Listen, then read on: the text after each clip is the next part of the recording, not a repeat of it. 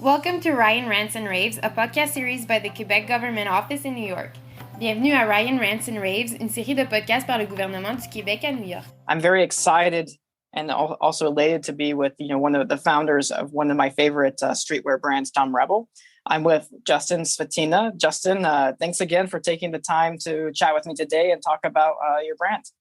Thanks, Ryan. I'm really happy to be here. It's a pleasure to join you. Eventually, we'll see each other in person, hopefully in New York. Very happy to join you from Montreal today. Yeah, hopefully we can meet this year before the end of 2021. But to start, can you share your story? Because you're something that's rare in the industry is you started with no money and no knowledge in the industry, but it's been over, I'd say 18 years I've been in business. But can you share a little bit about DOMREBEL and how you started? For sure. It's been a minute, let's say. Started this brand in 2003. So I'm definitely one of the elders at my office now with my whole team. A lot of fun. It's not a bad thing. A lot of fun. It's a lot of fun. Long story short, I actually, my first passion in life, besides, playing hockey my whole life, was I wanted to design cars. And so I was studying mechanical engineering in Concordia in university. So I had a very clear path, and I was like, I want to design cars. I went and interned at BMW, got a little taste of that, and had a little bit of a behind the scenes look at a couple of car companies and how that worked, and realized in my final year of getting my bachelor degree that I was like, I don't think I want to do this. And it just kind of hit me. So I was still in school, finishing up what I thought would be my degree. And just when the school year starts, like you do with your mom and dad or uncle and aunt, whoever takes care of you at the beginning of the school year, you go shopping for clothes, right? Yeah. And so the school year was starting. My parents would still give me a little bit of cash back then. And I went shopping for some jeans and tees, and I did the rounds of the stores, and I just didn't find anything that I wanted to wear. And I was in Montreal and just going around, and it kind of hit me where I was like, all right, well, I didn't end up buying anything at the end of 2 days. Just kind of going around to all the typical stores that I knew. And so I was just like, you know what? I'm just going to use this money that my mom gave me to try and make my own T-shirts and jeans to wear to school. So I literally went back home, did a quick internet search, and this is 2003. So let's just say that Google was not as sophisticated as that Ask Jeeves. Yeah, it was probably one of those, or MSN search. And I just looked up where to get, some blank T-shirts and some materials to kind of try and take a stab at making my own T-shirts. And I found some forums online, because back then there was actually no social media. So I found these online forums that would just talk about quality of shirts and cotton and all that, and learned a little bit as fast as I could to understand, okay, I want to make some good T-shirts for myself, spend a little bit more. And I found a local supplier of blanks, went over, introduced myself, said, hey, I'd like to buy 10 T-shirts from you. And I think they laughed and spit out their water after I met them. And they're like, okay, cute kid, no problem. We'll sell you 10 T-shirts, but normally, here are the minimum orders we require. Yeah. Took those home and just started messing around with them. So I would wash them in the washing machine and beat them up. And I had seen some cool vintage tees in a shop that I couldn't afford, that were too expensive. And I was like, let me beat these up and treat them a little bit. And so I ended up pretty much busting my dad's washing machine by washing them over and over and doing some treatments to them. And then I learned a little bit about printing, and I came across screen printing. So I learned a little bit about the different techniques. And so I just ended up making these T-shirts in my garage, and my basement at my dad's house, and wore them out for beers with my friends, wore them to school. And a couple of people would just say, where'd you get that shirt? I'm like, well, I made it. And they're like, holy cow, can I get one? I'm like, sure. And they're like, how much is it going to cost? I'm like, I don't know, $20, which is maybe how much they cost me to make. So I ended up selling those for whatever they cost to make me. And basically a few friends started wearing them and giving me feedback and saying, I love your shirts. These are super cool. Softest shirt I've ever worn, blah, blah, blah. So I was like, this is cool. And one of them actually said, I'd like to introduce you to a friend of mine who wants to come and buy some shirts in your basement. I had set up this little makeshift t-shirt shop at that point in my basement. So I meet this guy, comes in, he's like, I can introduce you to this guy. And his name's Don. And so I met Don. And Don actually went to my school, and we had never met each other, which was really funny. He went to Concordia, and he even went to the Cégep, which is a college. Oh, the same. Okay. Same one. And we had never crossed paths. I guess because I was in the library studying and he was partying. Good dynamic. Yeah, I was a bit of a nerd in school. Let's say I loved it. Wasn't big on the social scene, so I ended up meeting Don, and he's like, "I think what you're doing is super cool. Do you need a business partner?" And I was like, "Business partner?" I'm like, "I don't know what to do with this." And he's like, "I have a little car parts company, because back then it was like Fast and Furious. You remember those? You're probably too young. Yes. No, I remember. They made so many. But like, so he had a little car parts company selling like aftermarket car parts, and we're just like, "Hey, like, let's put our heads together. Maybe we could do something with this." He's like, "I'll sell my shares in that little car parts company for maybe $1,000, and like we'll have a bit of money to work with." And I'm like, "Great, let's do that." So we had like a lunch, and then we kind of just had this similar perspective where I would take care of creative stuff, and he would kind of look after the business and operations side of things, and we try to start something. And then we had $1,000 in our pocket, right? So shortly after that, one of my friends that had bought one of my t-shirts introduced me to the owner of a local boutique. And so that store, when I finally met them, was like, "Hey, we'd love to just try out your t-shirts. How about you make us 50 t-shirts?" And so I walked away super excited, and we were like, "How in the world are we going to make 50 t-shirts?" So we kind of got a little system going in our garage and in the basement, and delivered those 50 tees after fingers bleeding and everything to the store, and put them in the store. Like back then, like young kids were not buying designer stuff, right? There was no like streetwear by Givenchy and Amiri and all that. It was Diesel, it was Energy, it was Miss 60. These were the big brands of the moment, Juicy Couture. And so this store had all those brands. So it was a great opportunity to just be like, "Hey, we're sitting next to all these cool brands."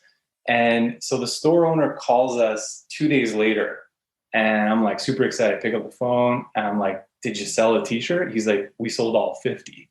And I'm like, "What?" Wow. We're like, "Holy cow." He's like, "I need another 100. And we're like, "Okay." So we had to like figure that out relatively quick. But long story short, we started building on that, early success at that first boutique. It was called Toxic in the Champlain Mall in Brossard, which is the city we're from. We actually grew up on the South Shore of Montreal. And long story short, that store introduced us to their brother who owned a store in downtown Montreal, who introduced us to a friend in Toronto that owned a boutique. And so we just hit the road, me and Don, and we drove to Toronto, a bag of t-shirts in hand, and we just walked right into the two best stores in the city that we knew at the time, which was Due West and Over the Rainbow, that both sold like Diesel jeans and all those great brands.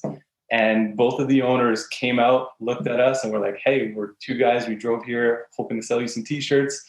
And they're like, "You guys can't just walk in here and expect an appointment and try and sell me some t-shirts." And we're like, "Well, that's what we're doing." And they both said yes. They both placed an order. And they're like, "You guys have just looked crazy enough that we need to give you the chance." So that was super funny and fun. That allowed us to get, a little bit of a business going, where we kind of looked at our schooling and said, "Okay, this is getting a little bit demanding." And so we kept trying to do it while going to school. And what happened is that I just decided at one point, like, this has a bit of momentum. I need to give this a shot. I need to do something with this. It's all aligning. So I told my dad, I'm like, "You know what?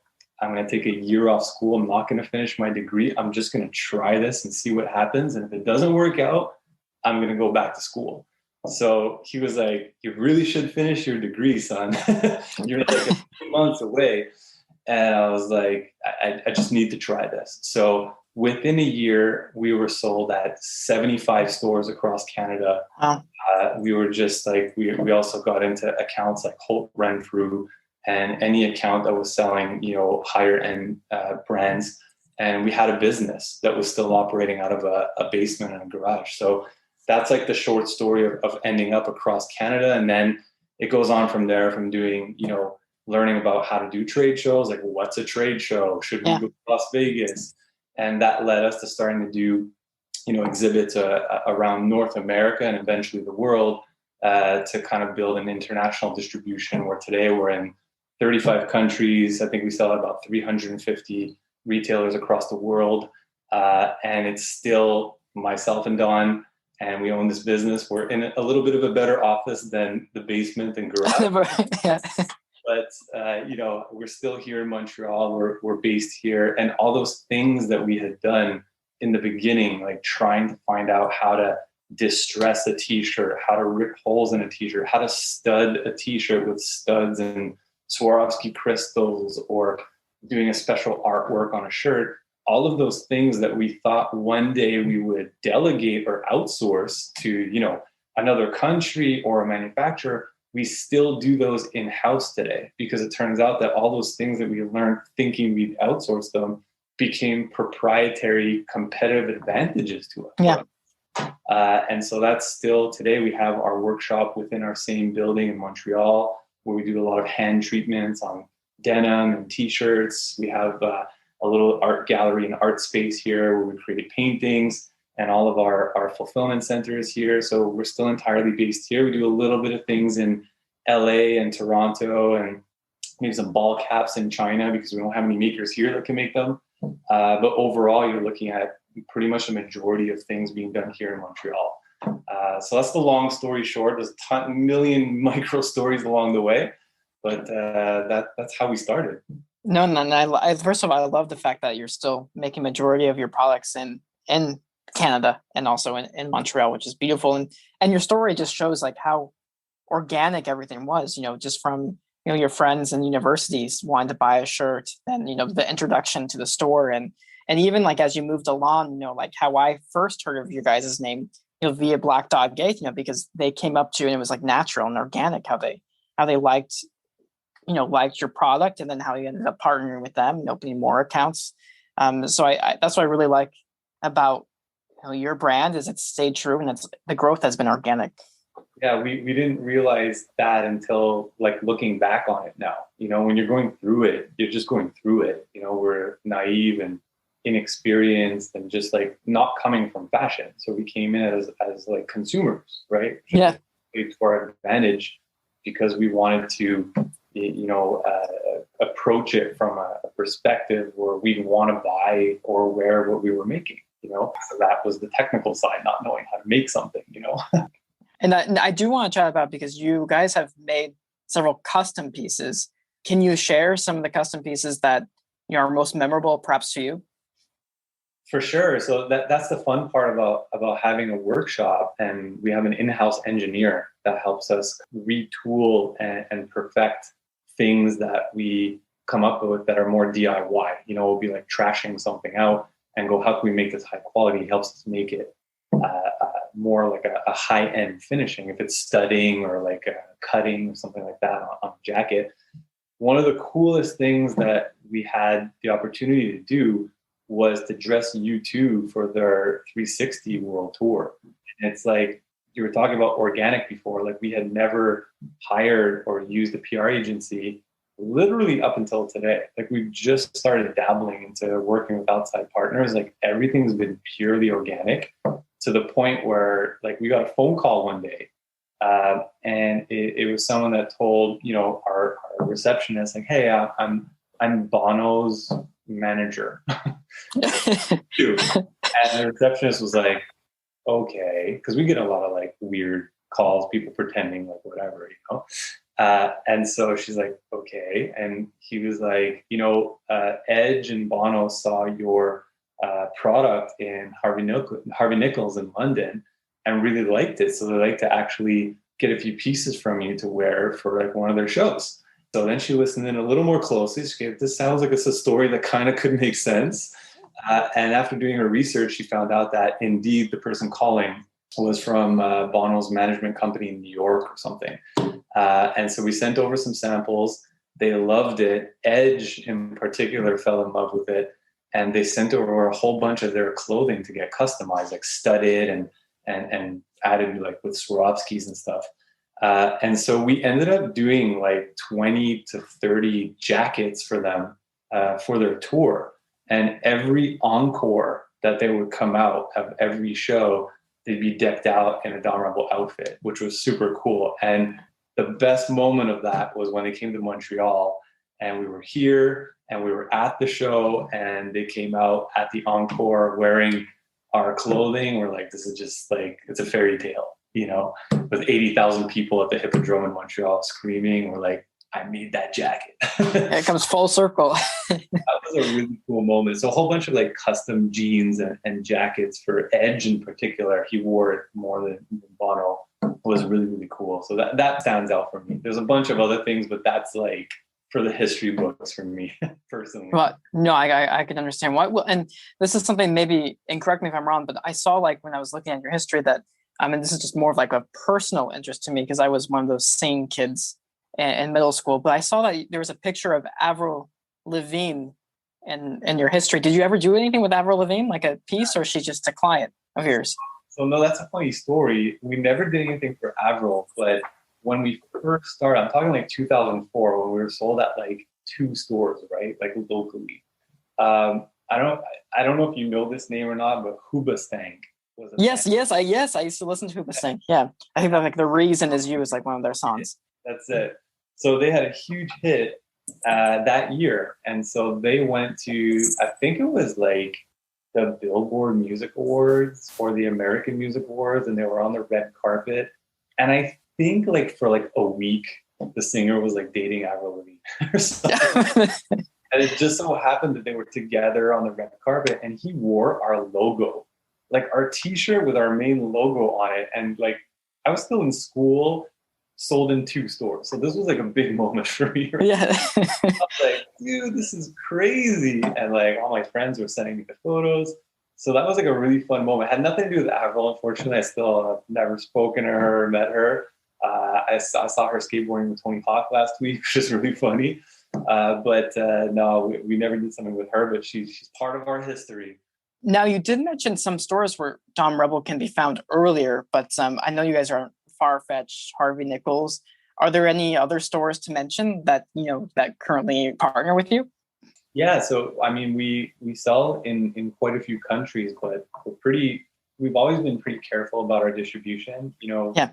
Like I'm not gonna pat myself on the back, but like to be in business for 18 years in the fashion industry and particularly I guess like high-end fashion, you got to be careful, right? Because you can kill your brand pretty quick with wrong moves.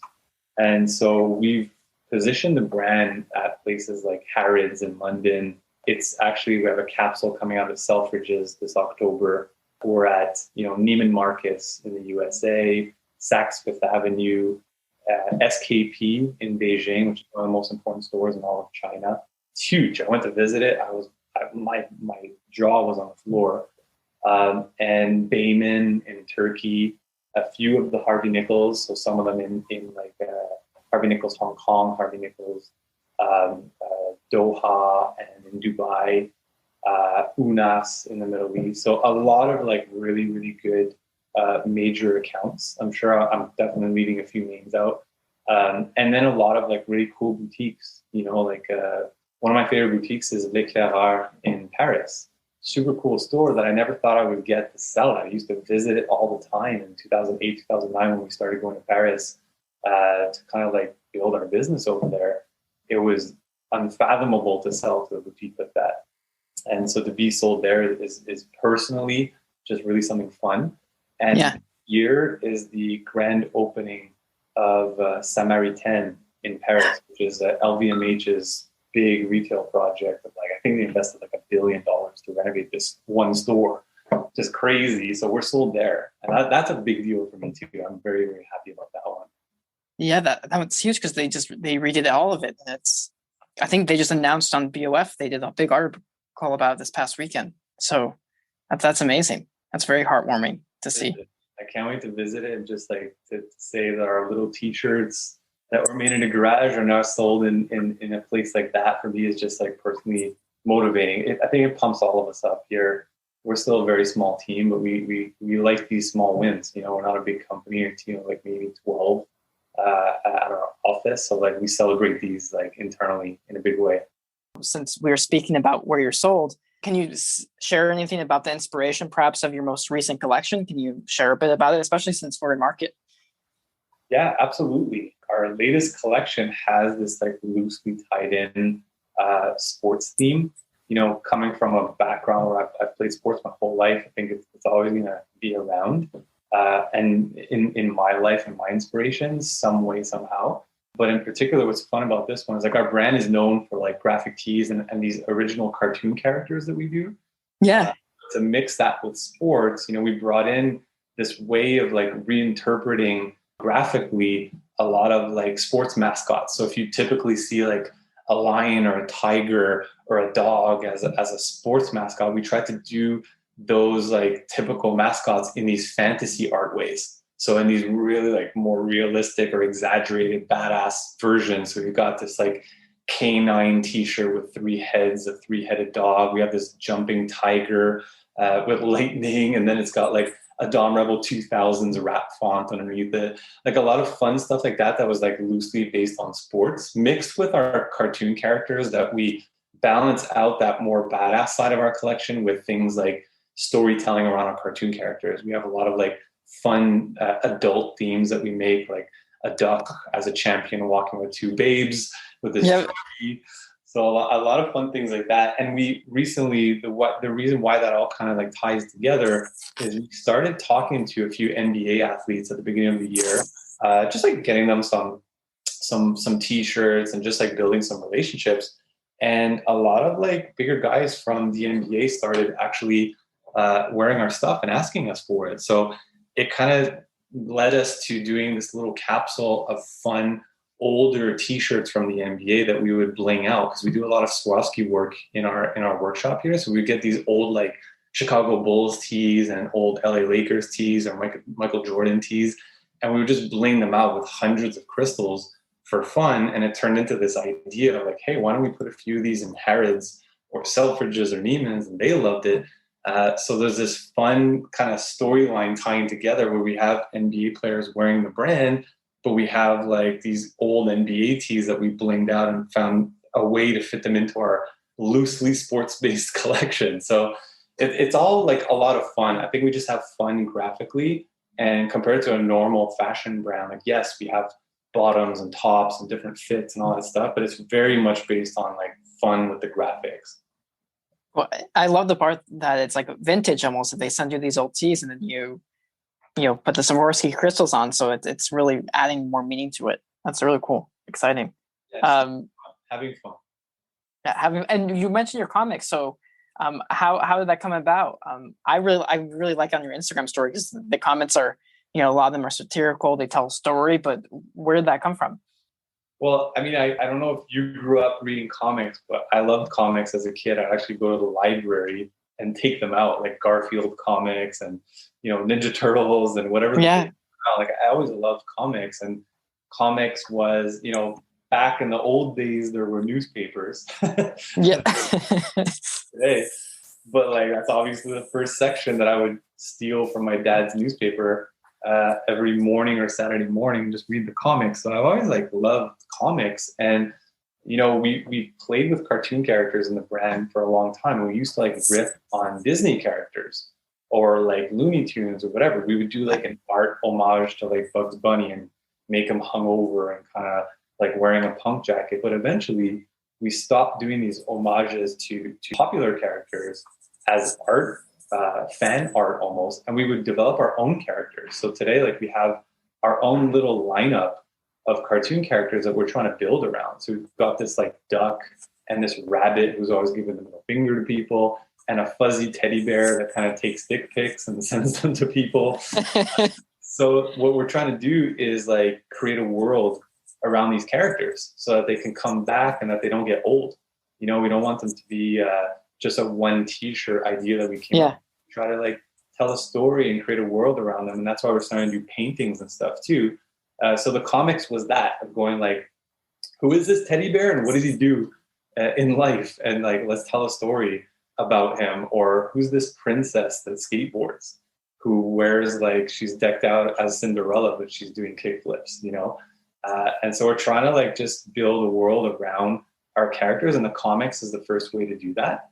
And I think you're going to see a lot of really fun stuff from us. We got a lot of tricks up our sleeve for the end of the year, and I really, really can't wait to do more with this. And the comics is something like you've mentioned, it's going to be continual. So you're going to keep on making new comics. So it's going to be on your Instagram and on your website as well, correct?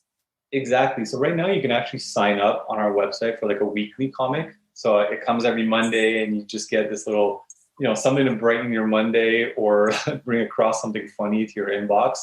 But we want to carry that forward and expand upon that and see what we do with that cartoon world. So comics is definitely something that's staying in our world, and we really want to see like where we can take it. I always ask my guests, because it's called Rants and Raves in my title, but do you have anything that you want to rave about or rant about? You don't have to do both. You could do one or the other. I mean, it's the name of your podcast, man. Yeah, exactly. I mean, look, it's up to you. Let's do both. Yeah, let's do both. Rave, Montreal Canadiens. Let's go. Yeah, the Habs. Yeah, they're doing great. We're from here. This is our hometown. The city's electric. The last time that they won a cup was in 1993. So this is a really big deal. I think like just even getting into the finals right now, I think is pretty much like winning to us, because nobody expected this. Everybody is in such a good mood. Even the players, you can see them like in their practices yesterday and today, getting ready for the finals. Like they're really loose and laid back. They're cracking jokes with each other. Like they've already won. Like no one expects them to win the cup. So they're just in such a cool position. And the city, like I think it was last Thursday, was Saint Jean Baptiste here in yeah, which is like our provincial and national local holiday.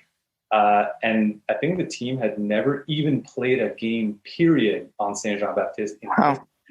And here we are in games. I think it was game 6, overtime to go to the finals, and they win. So it was like this fairy tale locally that was just like unbelievable. And a funny anecdote is that I was actually at the last game when the Canadians won the Stanley Cup with my mom. Really? At that game. Yeah, that was a big deal for me. Oh, so cool. So hopefully this is because they're playing the Lightning, right? They're playing the Lightning. Yeah, I love everyone in Tampa Bay, but this week I hate you. Yeah, well, and also Tampa Bay. And I feel like, to go get tickets in Florida must be so easy, as opposed to trying to get tickets. Like, I'm from Colorado. If I wanted to go to an Avs game, it was very difficult. Who used to be the Nordiques. But if I go to Florida, I feel like it would be much easier to get a ticket, given it's not as much part of the culture. Hockey in the States is just not. I think it's considered like the 5th sport or something behind like badminton. Yeah, no, it's a big deal, but over here it's like religion. And I think I saw someone message me today that the cheapest tickets for the first game that's going to be at the Bell Center here, I think it was like game 3, the cheapest set of tickets was $12,000 for 2 tickets. You're joking. That's crazy. Crazy. So I think we'll gladly be watching from a television set in a bar somewhere. But if anybody has tickets for me, I'll give you a couple T-shirts. That's a good trade. It's a win-win. Good trade. Let's go. And I guess now, so do you have a rant that, I think the rave is great. Unless it'll turn into a rant if the Habs don't do so well. But let's not do it. I'm happy even if they don't win at this point. I think this was just such a fun experience for the city. But a rant, like I don't want to bring negative vibes, but I will say straight up that I think we need some better Chinese food in Montreal. Oh, I will go out there and say it. My girlfriend's from Beijing. She's craving some better Chinese food here because I'm very jealous of my friends in Toronto, around Markham, and in New York, around Flushing and Queens. Like, Chinese food is great. Like we need some of those spots over here. We're struggling a bit. There's some good things happening, but it's mostly like Cantonese food. We need some good mainland China food here. Like good hot pots, some good Szechuan places. Like that's my rant today. Come on, somebody's business here. Let's go. That's a good new idea. I would say when you come to New York, have you been to Kanji Village? It's probably my favorite Chinese spot. Yeah, I think I went there like 10 years ago. It's like on a second floor, right, in China. Yeah, it's on the I think it's near Chinatown. Good kanji if you like kanji. I mean, kanji is the best hangover food too. yeah, whenever you're sick, kanji is good if you're sick. Like it's perfect. Definitely. Good stuff. And there are just like so many good hot pot spots in New York too. Even like you don't have to go all the way to Flushing. That's like where the best stuff is. But even in Chinatown in New York, like there's just such good stuff. Yeah. I think here. So I do want to talk about Canada, and I know that you guys you grew up in Montreal, but how has Canada or Quebec? How has that influenced DOMREBEL? On a personal level, I think Canada, much like the USA, is a place where if you can dream it, you can do it. Like no one's going to stop you. I think we take that for granted. Like you enjoy grilled cheese, Ryan, and you want to open a grilled cheese business. Like what's stopping you? Exactly. Nothing. And it sounds like crazy because we're like, well, yeah, like that's a given. But you're like, no, it's a given because you live in Canada and USA. If you can find connections, you can find support and money and everything that you need to at least try out your idea. And that's kind of crazy if you think about it. Like you can do anything. So I think that's like just makes this a special place. And we have government support, like this is an example of it, us talking right now.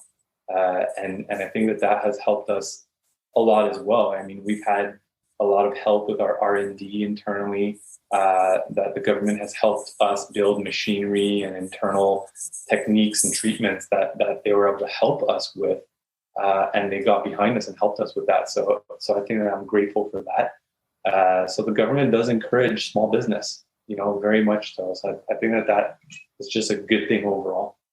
Yeah, well, and I will say, I think it's a pleasure. On speaking on behalf of the government, it's a pleasure for the government to help companies like yours because there's that determination, and I think that's what makes the difference with an entrepreneur. You keep on going and learning as you go. So that's why we're here, is to push businesses to succeed, and like you said, like in Canada and the US, if I wanted to start a grilled cheese company, I could do it tomorrow. I would just need to get on the ground working on it, and be determined and put in the hours. Exactly. Put in the hours is the key. Yeah. Sure. Well, you have to love what you do to put in the hours. If you don't love it, what you're doing, then then you would hate grilled cheeses at the end of it. To close, I always like to close in the state, asking this question, but do you have any advice to the community in general or to other entrepreneurs? I do. It's not universal, because I mean, we talked about it in this podcast, but my story, and I only like to talk about what I know, right? I'm not going to start sitting on things that I haven't lived, So my story is one about coming from nothing, So entrepreneurs that are starting with seed money and venture capital and all that, like I have full respect because I wouldn't even know how to raise money. I guess I could figure it out, but I don't come from that, so I'm not really a useful reference point for people that are starting with venture capital or seed money. But for people that are starting or working in their 17th year, 18th year, like me, of business, but they're struggling or they're working with limited resources, I think I have a lot of experience and stories that could hopefully be useful to people in that sense, that hopefully one day I'll be able to elaborate on them in another way that could maybe be useful to one person and may help them in their life. But for me, some of the key things that I think are important is that cash is oxygen. So without cash, you're dead in business. So when you have only a tiny bit to start, you need to maximize every penny while making progress. So as an example, a lot of people start a business or they want to start, as an example, we just talked about their grilled cheese business. And they're like, well, I need a logo, right? You need a logo business. And they're like, oh, let me pay this person or this agency, $2,000 to design my logo. I think that in the beginning, the more you can do on your own to just save every penny to put it into things that are going to give you a return or something to sell, like buying inventory or whatever it is. I think in the beginning, you just need to do as much as you can to avoid spending money. Of course you have to start, but, I designed my own logos when I started. I drew my own graphics. I didn't know how to draw t-shirt graphics. I labeled my own t-shirts. I didn't know how to sew. like you figure it out to make something physically a reality to show someone so they believe in it. Because if you're going to go to people and say, I got this idea for this thing, like it stops there. Like people don't necessarily have the imagination to see your thing as it could exist. So bringing it into reality, I think you need to do that with as little spending as possible. So then you could put your money into actually buying some raw materials or buying inventory or something that you can then sell for a profit to give more money, So is your stuff going to be world class right out the gate? No, your logo might be terrible and that might be the charm. But like it's not a make or break right in the beginning. You need to get something started. So for me, it's like hold on to your cash and just start with everything that you can without spending and do as much as you can. Ask for favors. Ask friends for favors. Don't be shy. Hey, can you help me with this? It would mean a lot to me. I'll cook you a nice dinner. Something like that, right? Like just get it started. And then like what you said, it's super cliche, but like there's a reason why this is repeated everywhere. Like you have to freaking love what you do. You need to love the process, not the idea of success, not the idea of like, oh, this is going to be a big deal, or I'm going to be successful. I'm going to be able to flaunt this, or I'm going to be happy once it's this. You need to love what it is while you're doing it as it exists. If you can love the process of doing the work, not the result of the work, you're going to win, because that's the only way that you're going to put in 14 hours a day. And I'll tell you right away, like you're not going anywhere without putting in 14 hours a day in the beginning. And I'm 18 years in and I'm still putting in 12. So it's just like, it takes so much. If you're going to build something, it's like, it demands your soul. So the only way you get through like a lonely, dark evening in the middle of January at the end of a 14-hour day, when you know you got to do a 15th hour because there's this other thing that has to just get done. When you just want to go home and watch Netflix or grab a drink with friends, it's like you have to be obsessed with the grind and the process itself. And that's literally the only reason I'm sitting here today. I enjoy it. And so my one advice to somebody out there is like, don't start something based on what it could be or the fact that you're after money or you'll be happy once it's a success. You need to love it as it is while you're doing it. Otherwise, it's going to be a really tough ride, and you'll give up too quickly. I think that's great advice. You need that foundation of your passion to go into it. So that's great. Well, Justin, that's all I have for now. But we'll be meeting in person this year, and we'll chat shop again. So merci beaucoup for your time, and then let's hope that the Canadians take it all the way home this year. So. 100%. It's my pleasure, Ryan. I really enjoyed talking to you as always, and I can't wait to actually have a beer in person. Oh yeah, sooner than later. All right, it's gonna happen. Merci d'avoir écouté Ryan's Rants and Raves. Suivez-nous sur Instagram @Ryan's Rants and Raves. Thank you for listening to Ryan's Rants and Raves. Follow us on Instagram @Ryan's Rants and Raves. À très bientôt.